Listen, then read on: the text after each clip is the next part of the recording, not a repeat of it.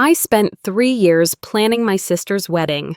Every vendor call, every seating chart revision, every midnight email fixing someone else's mistakes. Then the night before the ceremony, my mother sent me 7 words that erased all of it. Don't come, just watch through livestream. No explanation, no apology, just an order to disappear. I stared at my packed suitcase, my bridesmaid dress still wrapped in plastic, and something inside me went quiet. Not broken, quiet. So I replied, "Sure, Mom, I'll watch from home." What my mother didn't know was that I'd been watching for years, and I'd seen everything. The stories on this channel are created solely for entertainment, educational, and storytelling purposes. While some stories are inspired by real situations submitted by viewers via email, most details have been fictionalized, combined, or altered. My name is Nicole Barnes. I'm 35 years old, and I work as an event consultant in Seattle, the kind of job where you make everyone else's important days run perfectly while your own life waits in the background. I've built a successful career helping strangers celebrate their milestones. The irony isn't lost on me. The Barnes family is what people in Boston call comfortable. Upper middle class, well-connected, the kind of family that gets invited to charity galas and country club brunches. My mother, Eleanor, is 62 now, a retired event planner who traded her career for volunteer boards and social committees. To her, reputation isn't just important, it's everything. How the neighbors see us, how the church ladies talk about us, how we photograph at holidays. Image is currency, and Eleanor has spent her whole life making sure our family looks like a portrait worth framing. I learned early that some portraits don't include everyone. When I was 18, I took out student loans and worked 3 part-time jobs to put myself through state college. I waitressed until midnight, studied until 3, and graduated with honors and $30,000 in debt. 2 years later, my younger sister Megan enrolled at a private university. Full tuition, paid from the family savings account I didn't know existed. When I asked my mother about it, she patted my hand and said, "Megan's program is more demanding, honey. You've always been good at figuring things out on your own." I told myself it was a compliment. I told myself that for years. 5 years ago, I flew home for Christmas. My flight was delayed, but I made it, walking through the front door on Christmas Eve morning, exhausted and happy to be there. I found them in the living room, already dressed in matching red sweaters, posing by the tree. My mother, my sister, and Megan's boyfriend at the time. The photographer was packing up. "Oh, we didn't think you'd make it," Eleanor said, barely looking up. "We'll take another set later." They never did. A week later, I saw the photo on Facebook. My mother's caption read, "My whole world in one photo," with a red heart emoji. I wasn't in it. That same year, my father died. He collapsed from a heart attack on a Saturday afternoon while I happened to be visiting. I rode with him in the ambulance. I held his hand in the emergency room. I was there when his heart stopped for the last time, when the monitors went flat, when the nurse pulled the sheet over his face. My mother and Megan arrived 2 hours later. Eleanor's first words weren't, "I'm sorry," or "Thank you for being with him." She said, "Why didn't you call us sooner?" Then she turned to Megan, wrapped her arm around her, and told me to stay behind and handle the funeral arrangements. "Megan needs me right now," she said. "This is too much for her." I organized my father's funeral alone. I picked the casket, wrote the obituary, coordinated with the church. I stood at the back during the service while my mother and sister sat in the front pew accepting condolences like queens receiving subjects. After the burial, the family lawyer pulled me aside. My father had left me 2 things: his old phone and a sealed envelope with my name on it. The lawyer said Dad's instructions were specific: "Give these to Nicole when she's ready." I wasn't ready. I put them in my nightstand drawer and haven't opened them since. But I did look at the phone once. There was a saved voicemail draft in his recordings titled, "For my daughters on their wedding day." I couldn't bring myself to press play. That was 5 years ago. The envelope is still sealed. The voicemail is still waiting. And I've spent every day since then trying to earn a place in a family that seems determined to keep me on the margins. 3 days before my sister's wedding, I stood in my Seattle apartment folding clothes into a suitcase, telling myself this time would be different. I had no idea how right I was, and how wrong. The night before the wedding, I couldn't sleep. My suitcase sat by the door, my flight was in 7 hours, and I was doing one last check of the wedding systems on my laptop when my phone buzzed. An email from my mother. I assumed it was a last-minute question about the seating chart or the livestream settings. I opened it without thinking. The message was short, 7 sentences that changed everything. Nicole, after careful consideration, I think it's best if you don't attend tomorrow. We don't want any issues or distractions on Megan's special day. The livestream link will be sent to you at 3 p.m. Please respect this decision. And then just her name, Mom. No explanation, no phone call, no discussion. Just an order delivered by email at almost midnight, erasing 18 months of my work and 35 years of trying to belong. I read it 5 times. The 6th time, I noticed something. She didn't write, "I think it's best." She wrote, "We don't want any issues." We. Megan knew, my sister knew I was being cut out, and she agreed to it. Or maybe she asked for it. I sat in the dark of my apartment, the laptop screen glowing my packed suitcase waiting by the door, like a loyal dog that didn't know the trip was canceled. I waited for the tears to come. They didn't. I waited for the urge to call my mother and scream to demand an explanation, to beg her to change her mind. That didn't come either. Instead, I felt something I'd never felt before in my entire relationship with my family. Clarity. Cold, sharp clarity. Something about this didn't make sense. My mother had tolerated my presence at every family event for years. She'd never liked having me around, but she'd never banned me either. Why now? Why, at the last possible minute? What was she so afraid of? At midnight, my phone rang. The name on the screen made me pause. Aunt Patricia, my father's sister. She hadn't called me in almost 2 years. I almost let it go to voicemail, but something made me answer. Her voice was worried, confused. "Nicole? Oh, thank God you picked up. I just heard from your mother that you're not coming tomorrow. She said you're having some kind of episode, that you've been struggling again, and it's better if you rest." My blood went cold. I gripped the phone tighter. "What do you mean, struggling again?" There was a long pause on the other end. When Patricia spoke again, her voice was careful, like she was talking to someone fragile. "Honey, your mother told me you've been having mental health problems for years, that you asked the family to give you space, that contacting you upsets you and makes things worse. She said you were getting treatment, but it's been difficult." I couldn't breathe. My hands started shaking. "Patricia, I have never asked anyone for space. I've been wondering for 2 years why no one in the family calls me anymore." Silence. Then Patricia's voice cracked. "She told Richard you had a breakdown after your father died.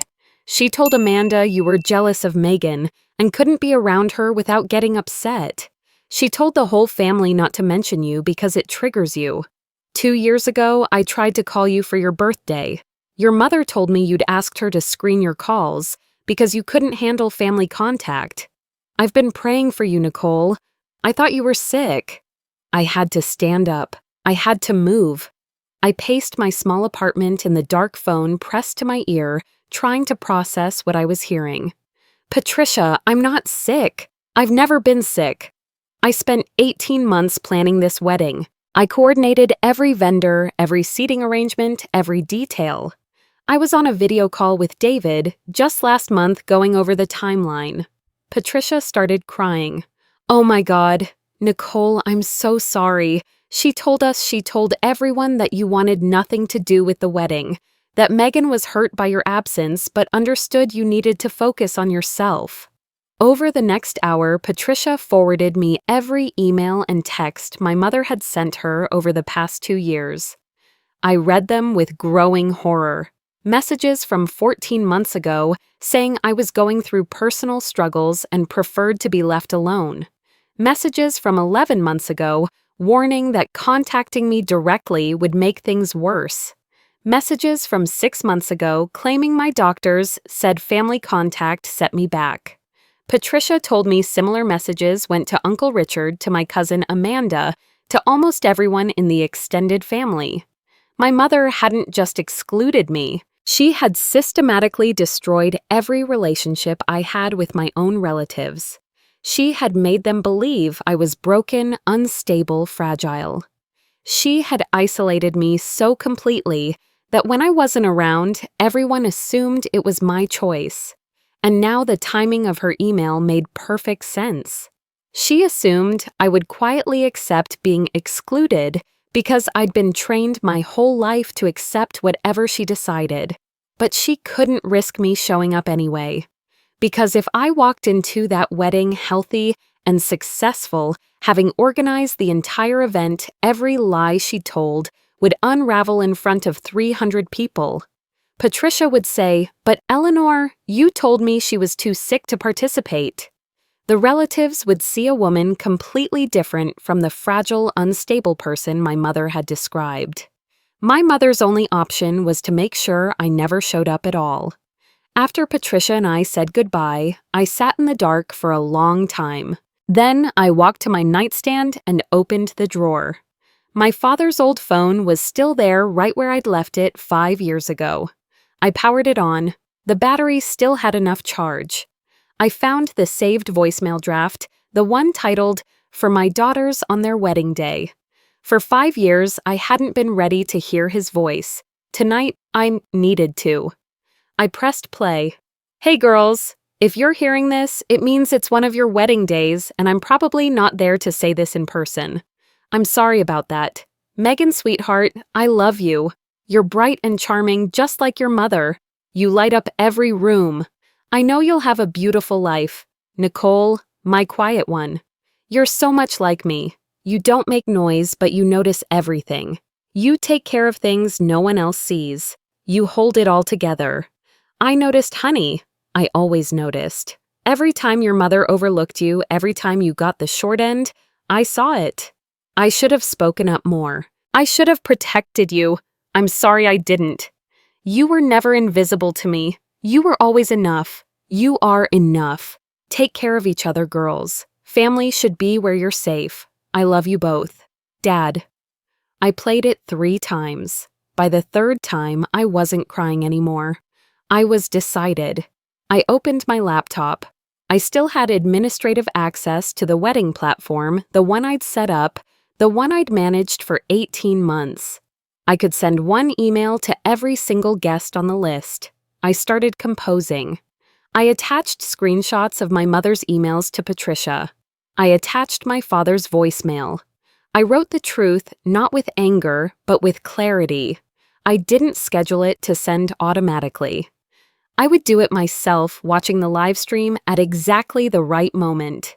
Then I sent a short reply to my mother. "I understand. I'll watch from home. Everything is set up. It will run smoothly without me." She read it and felt relieved. The problem was handled. Nicole, as always, had accepted her place. She had no idea what was coming. I closed my laptop at 2 in the morning. In 15 hours, I would watch my sister get married on a screen.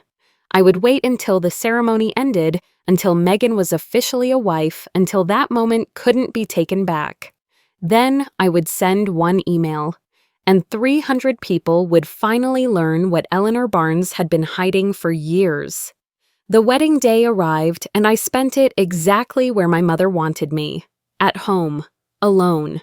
3,000 miles away from the family I had spent my whole life trying to belong to. I set up my laptop on the kitchen table, poured myself a glass of wine, and opened the live stream link my mother had sent. The same live stream I had configured myself months ago so that elderly relatives who couldn't travel could watch from their living rooms. I never imagined I would be one of them. The venue was stunning. A garden estate outside Boston, the kind of place that costs more to rent for one afternoon than most people earn in a month. White chairs arranged in perfect rows across an emerald lawn. Flowers everywhere, cascading from archways lining the aisle, filling crystal vases on every surface. My mother had spared no expense. 300 guests filled the space dressed in their finest, fanning themselves in the late afternoon warmth. Through my laptop screen, I watched my mother move through the crowd in an elegant navy dress. She accepted compliments with practiced grace, touching arms, tilting her head, laughing at just the right moments. She looked radiant, confident, completely in control of her perfect world. I spotted Aunt Patricia near the front, dabbing her eyes with a handkerchief. Uncle Richard sat stiffly beside his wife, looking uncomfortable in his suit. Cousin Amanda was taking photos with her phone, capturing moments she would post later, with hashtags about family and love and beautiful days. None of them knew why I wasn't there. They all thought I was home recovering from whatever fictional breakdown my mother had invented for me this time. They thought they were being kind by not asking about me, by giving me the space my mother said I needed. They had no idea they were participating in a lie that had been running for years. The ceremony began. Music swelled through my laptop speakers, tinny and distant. Megan appeared at the end of the aisle in a stunning white gown, her arm linked through my mother's. She was beautiful. I had always known my sister was beautiful. That was never the problem. David waited at the altar, wiping his eyes, overcome with emotion at the sight of his bride. The officiant spoke about love and commitment and the importance of family. I almost laughed at that part. I watched the whole thing with my wine glass in hand, alone in my quiet apartment 3 time zones away from everyone who shared my blood. At one point, the officiant invited guests to look around at the loved ones gathered to support this union. I looked around too, at my empty kitchen, at the afternoon light slanting through my windows, at the laptop screen where my family celebrated without me. The MC stepped up to thank everyone who had made the day possible. He thanked the florist, the caterer, the venue coordinator. Then he thanked Mrs. Nicole Barnes, who worked tirelessly to create this beautiful celebration. 18 months of my work. Every vendor call, every seating chart revision, every midnight email solving problems no one else wanted to handle. All of it attributed to a woman who couldn't even let me attend. The officiant pronounced them husband and wife. David kissed Megan. The crowd erupted in applause. They walked back down the aisle together, guests throwing flower petals, everyone smiling and crying happy tears. The ceremony was over. My sister was married. That moment belonged to her, and I had waited to make sure she got to keep it. But now it was time. I opened my email. The draft I had written in the dark hours of the morning was still there waiting. 300 email addresses, every guest on the list. I took a breath. Then I clicked send. For the first few minutes, nothing changed on the live stream. The crowd moved toward the cocktail area. Champagne was being poured. My mother posed for photos with Megan and David, her smile wide and triumphant. Then I saw it. A ripple. A woman near the back checked her phone. Then a man beside her. Then another guest, and another. Within 5 minutes, clusters of people were looking at screens instead of each other. Whispers spread through the crowd like wind moving through tall grass. I watched heads bend together, phones held between couples, fingers scrolling. A pair of guests I didn't recognize quietly collected their things and headed toward the exit. Then another couple followed. The photographer tried to gather people for group photos, but guests kept drifting away, their attention captured by something more important than posed smiles. My email had told them everything: who I was, what I had done for this wedding, the message my mother had sent the night before ordering me to stay away, and then the screenshots, every lie my mother had told about me over the past 2 years, The claims about my mental health struggles, the warnings not to contact me, the fictional doctors and fictional breakdowns and fictional requests for space. I told them I wasn't broken. I wasn't struggling. I ran a successful business and had traveled to Boston 4 times in the past year for wedding planning meetings. I told them my mother had spent years making them believe I was fragile so they wouldn't question my absence. And I shared my father's voicemail, the one he had saved for his daughter's wedding days, the one where he told me I was never invisible to him. Through the screen, I watched Eleanor finally notice something was wrong. Her smile faltered. She looked around, sensing the shift in energy. A guest nearby showed her a phone. I watched my mother's face go white. Megan appeared beside her, confused, asking what was happening. Eleanor said something I couldn't hear. Megan checked her own phone. I watched my sister read my email, watched her face crumble, watched her look around at the thinning crowd, at the empty chairs where guests had already left, at our mother standing frozen in her navy dress. David approached. Megan showed him the phone. He read in silence. For a long moment, his face showed nothing. Then he looked at Eleanor. Just looked at her. I had never seen that expression before. The moment when someone realizes that everything they were told was a lie. David took Megan's hand and guided her inside, away from the wreckage. But before he disappeared through the doors, he turned back to Eleanor one more time. He didn't say anything. He didn't need to. Then I heard it. Through the livestream audio, faint but clear. My father's voice. Someone had played the voicemail on speaker. Aunt Patricia, maybe, or Uncle Richard. The words drifted across the garden, and the guests nearby went silent. Nicole, my quiet one. I noticed honey. I always noticed. You were never invisible to me. Eleanor turned toward the sound. Her hand went to her chest. She stood alone in the middle of her beautiful garden, surrounded by the ruins of her perfect image, her perfect lies, her perfect control. I turned off the live stream. I had seen enough. My phone began to ring. 47 missed calls from Mom. For the first time in 35 years, I didn't feel obligated to answer. I didn't feel obligated to answer, so I didn't. I set my phone face down on the table and let it ring, and ring, and ring. By midnight, there were 47 missed calls from my mother. I listened to one voicemail, just one. Her voice was shaking with fury. How could you do this to your sister? To me, in front of everyone, you've destroyed this family, Nicole. Your father would be ashamed of you. I saved the voicemail to a folder on my phone. Then I deleted my mother's contact. Not because I was being dramatic, but because I knew myself. If her name popped up on my screen in a moment of weakness, I might answer.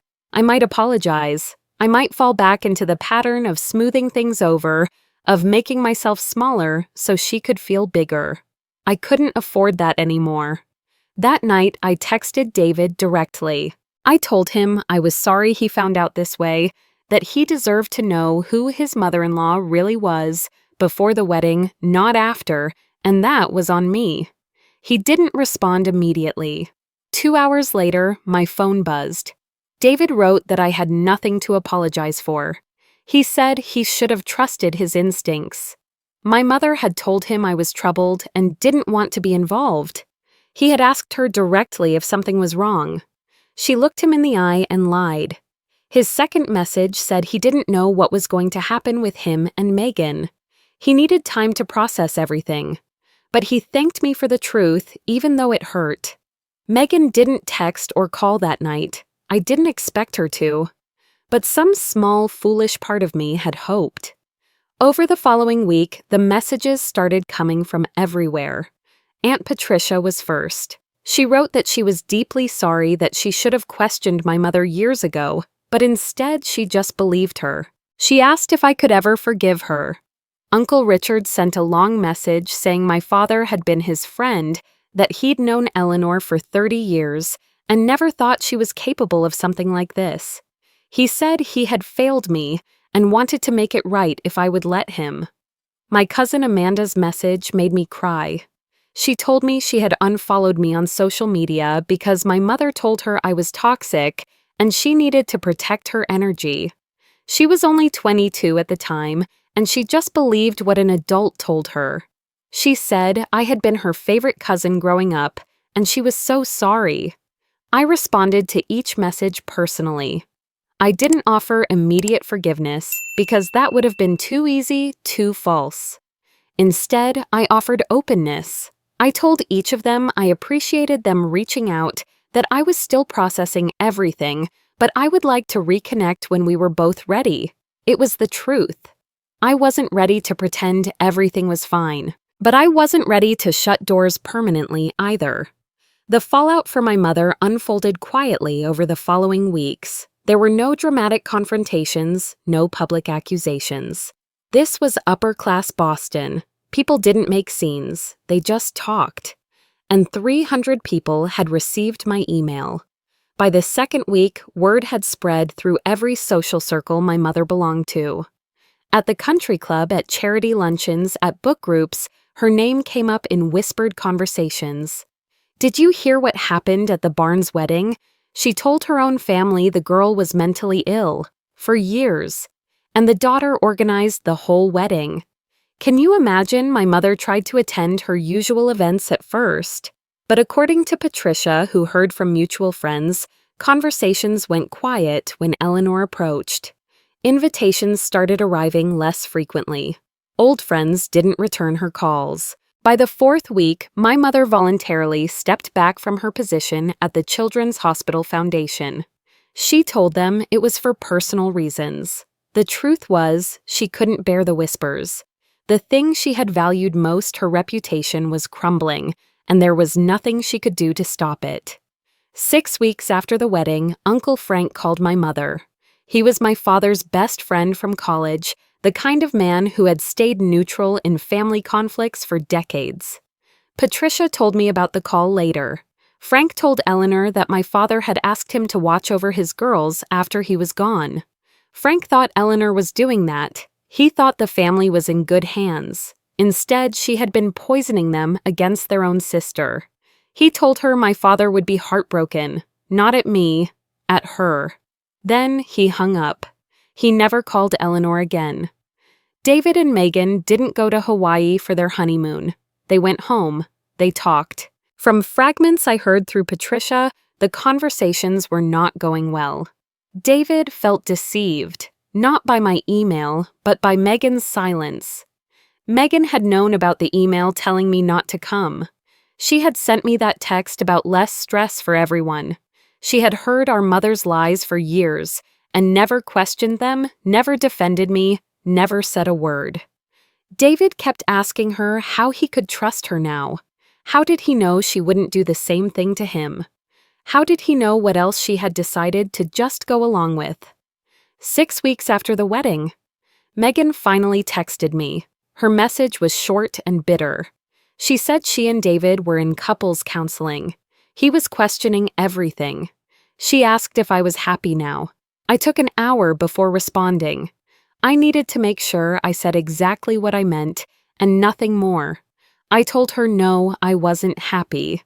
I didn't do this because I wanted her marriage to suffer. I did it because I couldn't keep being erased. I hoped she and David would figure it out, but I wouldn't apologize for telling the truth. She didn't respond. 8 weeks after the wedding, I finally wrote to my mother. I had spent 2 months thinking about what to say. Part of me wanted to scream. Part of me wanted an explanation. Part of me wanted her to say it was all a misunderstanding, but there was no misunderstanding. I had seen the emails. I had talked to Patricia, Richard, Amanda. For years, she had told everyone I was mentally unstable. She made them think I was the problem. She made me think I was the problem. I wrote that I didn't know if she understood what she did. I didn't know if she was capable of understanding. But I needed her to know that I wasn't broken. I was never broken. I was just inconvenient for the story she wanted to tell. I told her I didn't need an apology. I didn't need an explanation. What I needed was distance. If she ever wanted to have an honest conversation, truly honest, no deflection, no blame, she knew how to reach me. But I wouldn't wait. I had spent 35 years waiting for her to see me. I was done waiting. I signed it with just my name and clicked send. Then I closed my laptop, put on my jacket, and went for a walk along the waterfront. The evening air was cool and clean. I walked for a long time watching the boats bob in the harbor, listening to the seagulls cry overhead. For the first time in my life, I didn't check my phone to see if my mother had responded. I realized with a strange sense of wonder that I didn't care. The weight I had carried for 35 years was lifting, slowly but surely. I wondered what life would feel like when it was finally gone. 8 months later, I found out. 3 months after the wedding, my boss called me into his office. I expected a problem. Instead, he told me he was promoting me to director of client events. He said I had been doing director-level work for years, and he was sorry it took him this long to recognize it. I accepted without downplaying my qualifications or deflecting the praise. That was new for me. For 35 years, I had made myself smaller so others could feel bigger. Not anymore. The truth was, I had always been good at my job. I was just finally letting myself be seen. I started seeing a therapist around that time, not because I was broken, but because I wanted to understand the patterns. Why had I accepted invisibility for so long? Why did I always say yes when I wanted to say no? My therapist told me something that changed how I saw my entire life. She said I wasn't learning to be strong. I had always been strong. What I was learning was to believe I deserved to take up space. Strength had never been my problem. Self-worth was. I also started reconnecting with family members who had reached out after the wedding. Video calls with Amanda every few weeks. Regular texts with Aunt Patricia, who sent me photos of my father I had never seen before. Uncle Frank visited Seattle on business and took me to dinner. We talked about my dad for hours. For the first time in years, I had family. Not the one I was born into, but one that had chosen to come back. 8 months after the wedding, Megan called. I almost didn't answer, but something told me it was time. Her voice was smaller than I had ever heard it. She said she had been wanting to call for months, but didn't know what to say. I told her she could start with why she never defended me. There was a long silence. Then Megan said she was scared. Her whole life she watched what our mother did to me. She was terrified that if she ever spoke up, Eleanor would start treating her the same way. I let that sink in. Then I told her the truth. She chose her comfort over my existence. Her voice broke when she admitted I was right. She said she had been in therapy, trying to understand why she let herself become complicit. I asked about David. She said they were still together, still in counseling, but it was hard. He didn't trust her the way he used to. He wondered what else she had stayed silent about. I told her I wasn't going to say it was okay, because it wasn't. What she and our mother did cost me relationships I could never fully get back. It cost me years of thinking I was unlovable. But I also wasn't going to punish her forever. If she wanted a real relationship with me, not the one where she got the spotlight and I got the shadows, I was open to that. But it had to be different. She had to actually show up. She said she wanted to try. I told her to try then. I would be here. But I wasn't waiting anymore. It wasn't reconciliation. Not yet. But it was a door that wasn't locked. 7 months after the wedding, a letter arrived, handwritten, my mother's writing. Part of me wanted to throw it away unopened. Part of me needed to know what she had to say. She wrote that she didn't know how to write this letter, that she had tried many times and each version sounded like an excuse. She said I deserved better than excuses. She admitted she didn't fully understand why she did what she did. She had started seeing a therapist to figure it out. But what she did know was that she was wrong. She told lies about me because it was easier than admitting she had failed me. She made me the problem because she couldn't face being the problem herself. She said she didn't expect forgiveness. She just wanted me to know she was sorry. Not sorry she got caught. Sorry for what she did. I read the letter twice. Then I folded it and put it in a drawer. I didn't write back. Not yet. Maybe not ever. Healing doesn't have a deadline. Neither does forgiveness if it ever comes at all. One Sunday morning, about 8 months after everything fell apart, I woke up and knew I was finally ready. I went to my nightstand and took out the envelope my father had left me, the one I had kept sealed for 5 years. I opened it carefully, my hands trembling. Inside was a photograph, me at 10 years old, sitting on my father's shoulders at the beach. I was laughing, arms spread wide like I was flying. He was holding on to my ankles, squinting into the sun, grinning. I didn't remember the specific moment, but I remembered the feeling, safe, seen, loved. I turned the photo over. On the back in my father's handwriting were words that broke me open and put me back together at the same time.